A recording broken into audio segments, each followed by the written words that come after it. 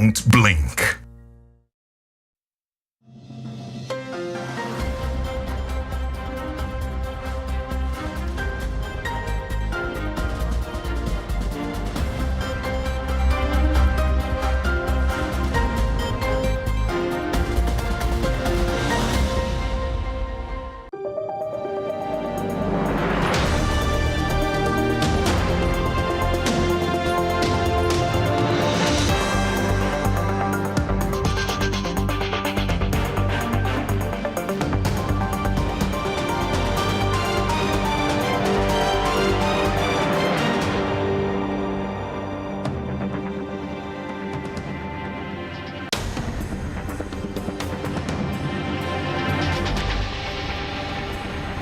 Tonight in the news, then amongst the team there will be those who will be doing quality assurance. as anxiety rises in Kenya over the outcome of the general elections, opposition members in Uganda say they have some lessons to learn from the East African wealthiest country.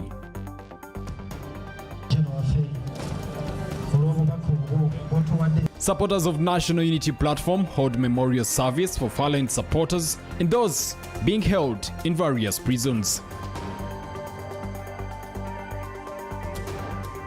Also tonight, All Saints Diocese Christians organized work ahead of celebrations to mark 50 years since the diocese was established. And in sports, Gabriel Jesus opens his Arsenal account in a 4-2 win over Leicester as Manchester City cruises to a 4 win over Bournemouth.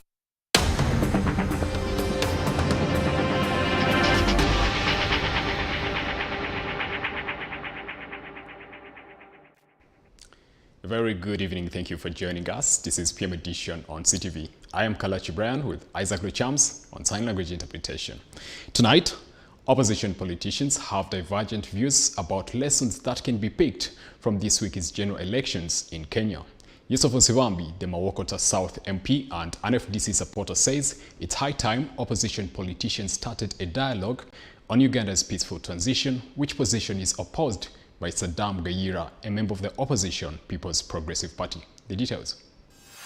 From 34Bs. In Kenya, anxiety is high as the citizens wait for the outcoming of the Tuesday polls. Kenyans have been waiting for the Independent Electoral Boundaries Commission to make the declaration of the results, but the electoral body has urged Kenyans to be patient as verification of Form 34B from all the 291 constituencies, including diaspora. Good news, the races between Kenya Kwanza Alliance's William Ruto and Azimio la Umoja's Raila Odinga. We have these two desks. They actually coordinate as desks. In Uganda, opposition politicians say Ugandan leaders, if they are not in politics for personal gain but for national interest, they should pick a lead from Kenya that the army and police can be non-partisan to create true democracy. Yusuf Nsibambi, a supporter of FDC, says opposition parties can dialogue with the ruling NRM to ensure a peaceful transition, where the army and police are not invited to take side and treat the opposition as enemies of the country.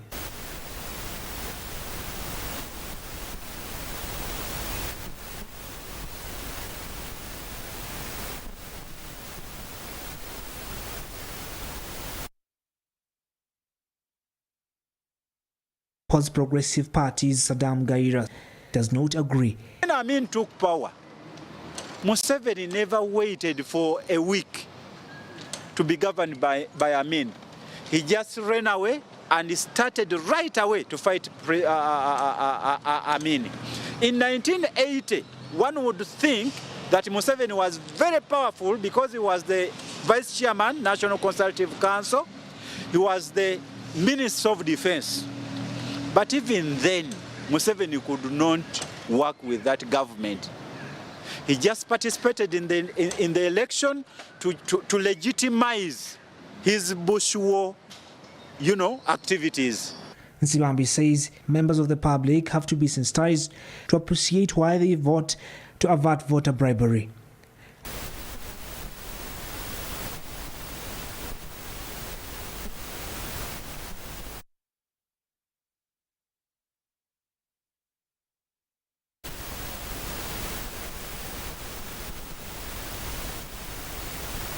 According to the Kenyan Constitution, the electoral body has up to 7 days within which to announce a winner of a presidential race.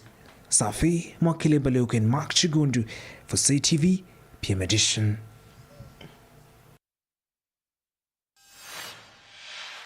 We do apologize for the technical glitch in the previous story. Now, President Uhuru Kenyatta at 10 a.m. on Saturday met all the newly elected Azimio leaders.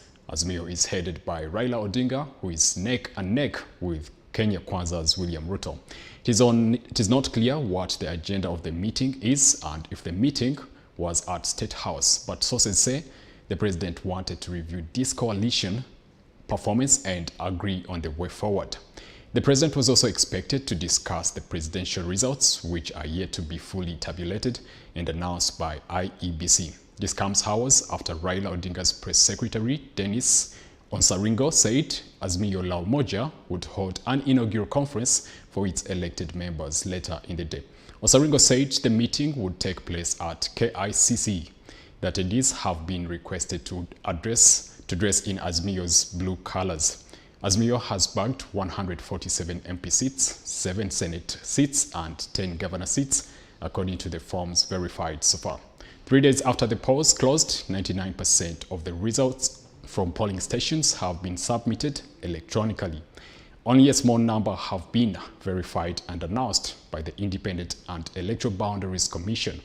The wait has heightened anxiety across the country as Kenyans await eagerly to find out the winner of the presidential race. Provisional results showed Azimio presidential candidate Raila Odinga and DP William Ruto neck and neck in the race. According to the Constitution, the IEBC has until August 15th to declare the results.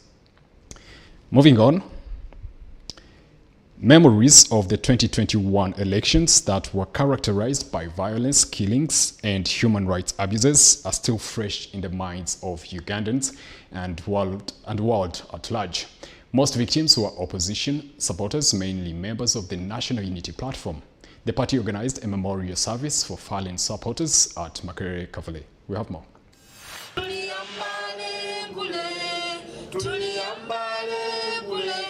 It has been a day of mixed feelings as the National Unity Platform gathered at their headquarters in Makerere Kavule to commemorate the lives of comrades and supporters who were killed before and after the 2021 elections.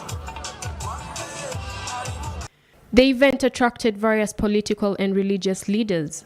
Families of deceased NUP supporters and those who are still in jail joined the event. Ajiwe chihumule chemirembe naye bonawe bali abantu baffe basigale nga batusabira era nga balwana bamunaffe. Lamentation, but an occasion to celebrate loved ones who died for a noble cause. Some, however, are yet to come to terms with what befell their loved ones.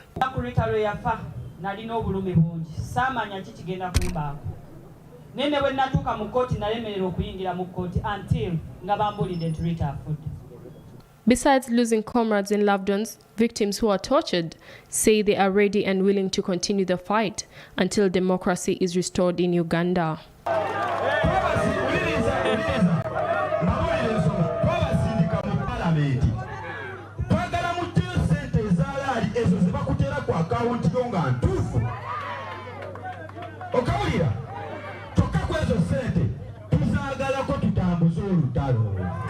Even the heavy downpour did not stop the memorial. Mitiana Municipality MP Francis Zake asked NUP supporters to be firm and grounded in fighting for the party's cause.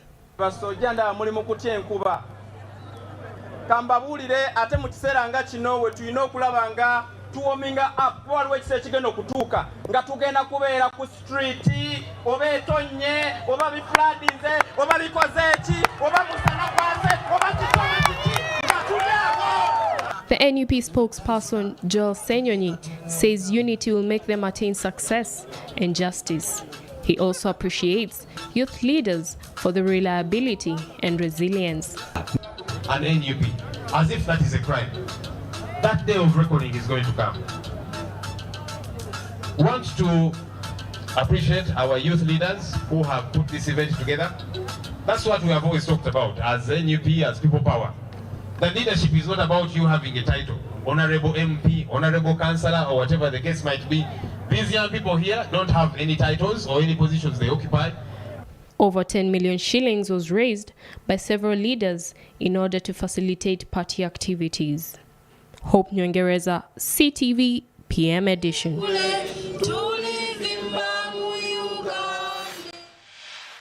PM edition has more for you after the break. Don't blink.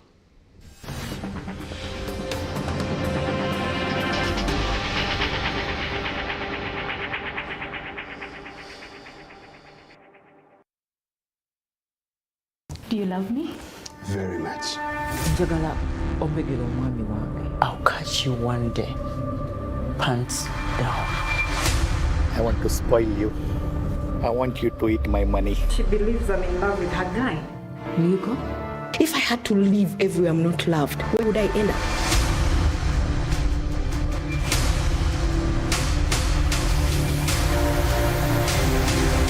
The dirty guy hides in the hospital for 40 years, but at night, he walks the streets, commits crimes, and then he comes back and pretends to be alive again. I will break you, Spooky. Do not answer any question about Roho kwa Roho. Use your brain!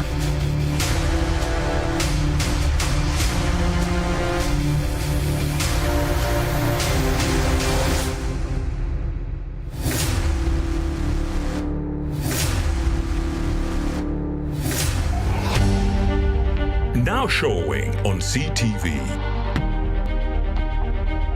Don't blink. Sometimes in life, we spend all the time trying to live other people's life. And along the way, we lose who we are by copying what other people are doing in their relationship. You see, from the last time I met your sister, I've not spent a day or a minute without thinking about her. It's a good surprise on a Monday. This is nice. So you and him are We're just friends. Wow. Come on. just friends. You either tell me where you're from or you go back to where you've been. Thinking it would work out for us, but yet to find out that's not who we are after experiencing a great disappointment. She's in love with some other man, so classy, a gentleman, not bulldogs like you. These are the mistakes girls do. Now showing on CTV. Don't blink.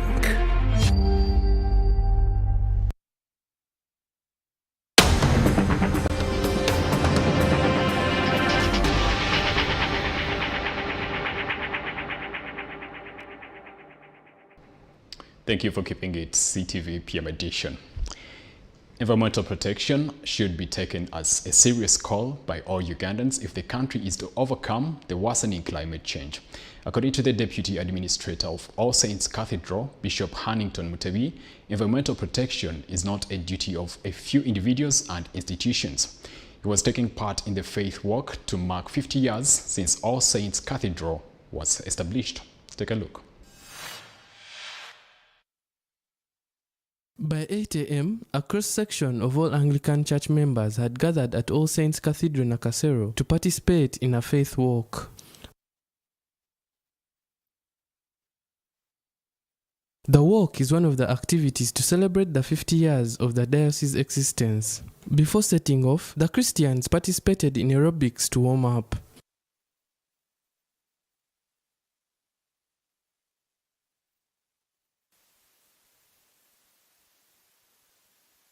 Good on your right, touch your waist, push your body forward, back. Afterwards, the walk was flagged off by the Deputy Administrator of the Kampala Diocese, Bishop Hannington Mutebi. Mutebi also took part in the walk.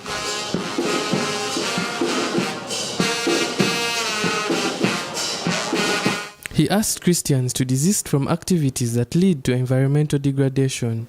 He says the diocese is collaborating with KCCA to recycle waste products. We are going to work hand in hand with KCCA and all of us, so that when you walk in this city, you see sanity, and then you feel blessed and say, this is my city. And come next year, in February, we have a group of Tier Fund Ministry. It is a mission that is coming to join us as a diocese to see that we collect all the plastics in this city. You know, our God is a clean God. The bishop says despite the financial challenges, amidst the current economic meltdown, Ugandans should remain firm and work hard to make ends meet.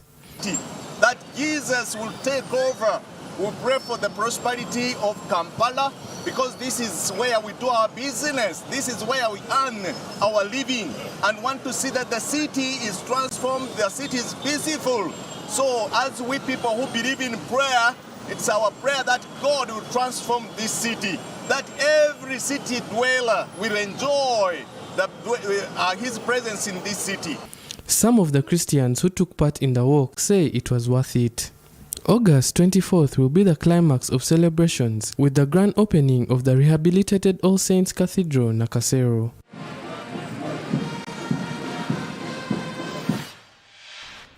In our regional roundup, the Burkina Faso junta says the country's army has set new establishments and strategies to take back a huge part of the national territory under the control of terrorists. And Ethiopian Prime Minister Abiy Ahmed says that by filling the Grand Renaissance Dam, they are utilizing what God gifted the country. He said this after the completion of the third filling of the dam, which Sudan and Egypt strongly oppose. Take a look. Burkina Faso's defense minister said the national army would deploy a new strategy to push back jihadist insurgents and recapture lost territory. The landlocked Sahel state is in the grip of a 7-year-old insurgency that has claimed more than 2,000 lives and forced some 1.9 million people to leave their homes. Burkina Faso's insurgency has been concentrated in the north and east, led by assailants suspected to have links with Al-Qaeda or the Islamic State group, but other regions have not been spared.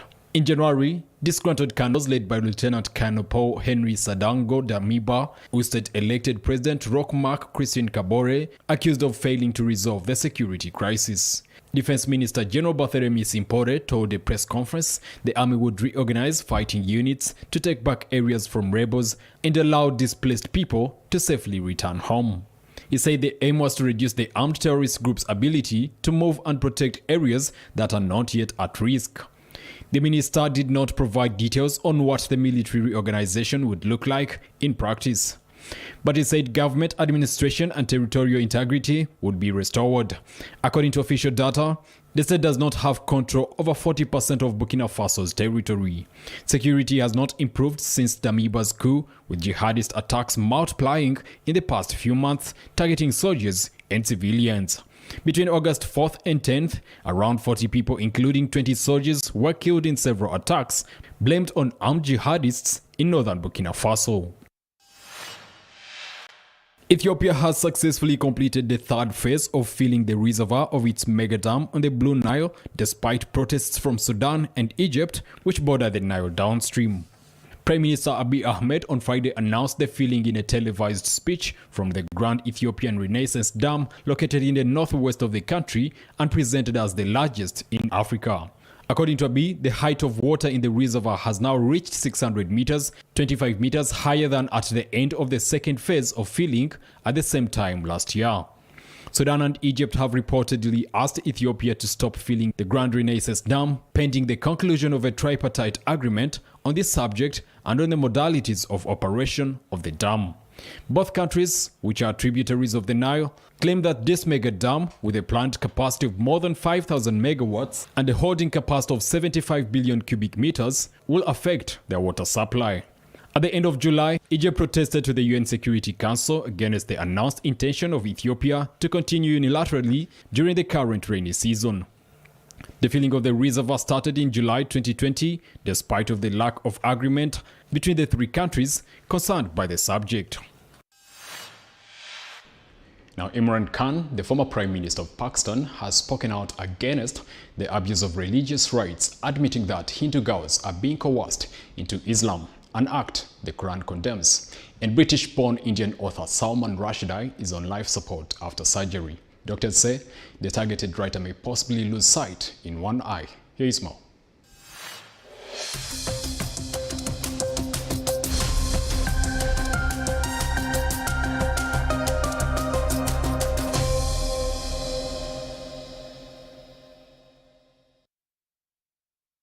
Pakistan's former Prime Minister Imran Khan has admitted that forced conversions of young non-Muslim girls are being carried out in the country. While addressing the minority convention, the cricketer turned politician condemned the forced conversions of Hindu girls to Islam in the Sindhi. Imran Khan said there is a verse in the Holy Quran which says there is no coercion in Islam. He said that it's Allah's commandment which says that whatever forcefully converts a non-Muslim is disobeying Allah. This is the first time that any politician has commented on the issue of forceful conversions in Pakistan. Though there have been several reports of forced conversions, especially of minority Hindu girls, the governments and politicians in Pakistan have remained silent on the practice so far and have done little to address the issue. In October last year, a parliamentary committee disallowed an unforced conversion bill to be taken up at the parliament after the Minister of Religious Affairs opposed the proposed law despite protests by legislators belonging to minority communities. On November 26 last year, a report by the UK's All-Party Parliamentary Group for Pakistan Minorities, an informal cross-party group formed by MPs and members of the House of Lords, found that around 1,000 girls between ages of 12 to 25 from minorities are forcibly converted to Islam in Pakistan every year and married to their abductors. According to the 2017 census, Hindus make up around 2% of Pakistan's population, an overwhelming majority of them, close to 90%, residing in Sindhi province, bordering Hindu-majority neighbor, India. Last year, the United States placed Pakistan on the list of countries of particular concern for religious freedom violations. In 2016, Sindhi province passed a law declaring forced conversion a punishable offense, but the region's governor refused to ratify the legislation. Reports say Indian-born British author Salman Rushdie, who was attacked at an event in New York on Friday, underwent emergency surgery and may lose an eye. Rushdie, 75, was stabbed in the neck and the abdomen at an event in Chautauqua Institution near Buffalo City. After the surgery, Rushdie was put on ventilator support and was reportedly unable to speak. Rushdie's book agent Andrew Wiley said the nerves in the writer's arm were severed and his liver was damaged in stabbing. Wiley informed Rushdie would likely lose one eye due to the attack. A doctor in the crowd at the event had attended to Rushdie quickly as emergency services arrived on the scene, even as people rushed to the writer's aid after the attack amid confusion.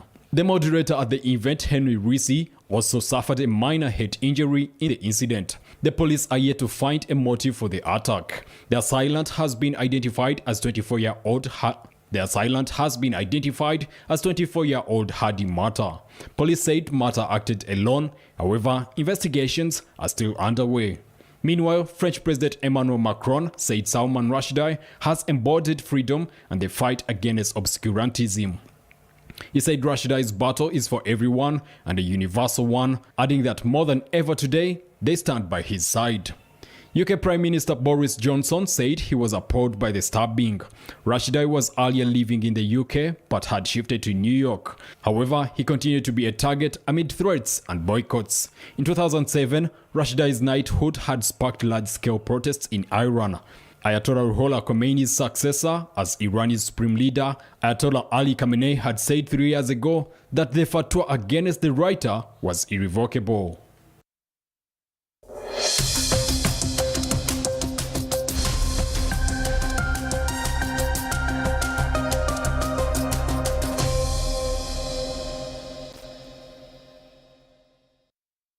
It's at 9:30 p.m. when I return, Sports News.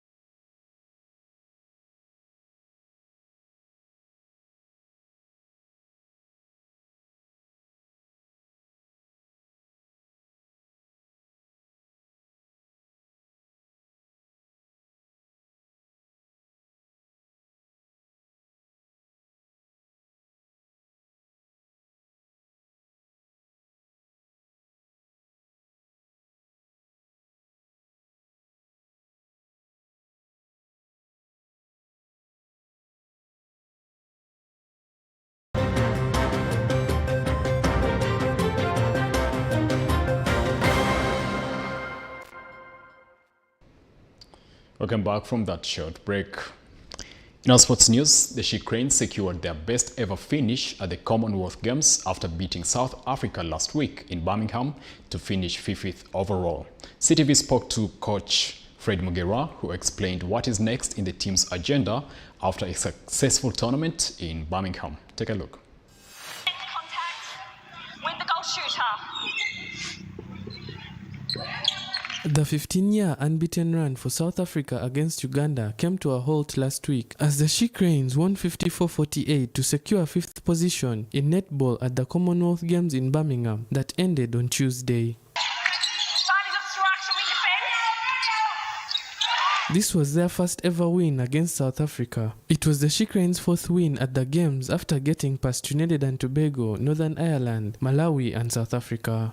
The team returned home on Thursday. Head coach Fred Mugera says the girls are in a jovial mood after a good performance in Birmingham. I think they are happy because of their performance, and right now we gave them at least this week to rest.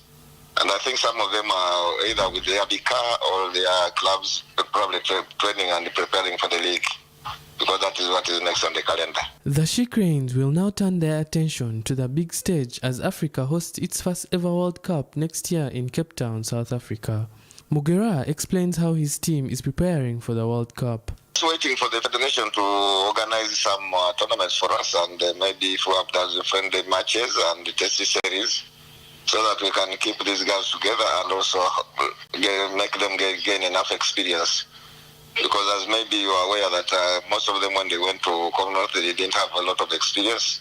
Some of them were playing their second tournaments, others first. So if we get more matches for them, and that's what I'm praying for, it will be good, and they will at least gain enough experience. The victory helped them replace South Africa as the top-ranked team in Africa, something that has shown that their dominance is steadily progressing. Mugera is optimistic of better days ahead as he explains how he wants his team to push further up the ranks. Okay, it's not dominant as such because this is maybe our first time to be in that position, but what we are going to do is trying to look for more talents, and so that we can tap them as when they are still young, and we prepare them so that maybe in the future we shall have to be fielding them. The Cranes finished a place better compared to the games in Australia 4 years ago, where they finished 6th. The team believes that this is the beginning of their dominance in the world of netball. Noah Walakera, CTV, PM Edition.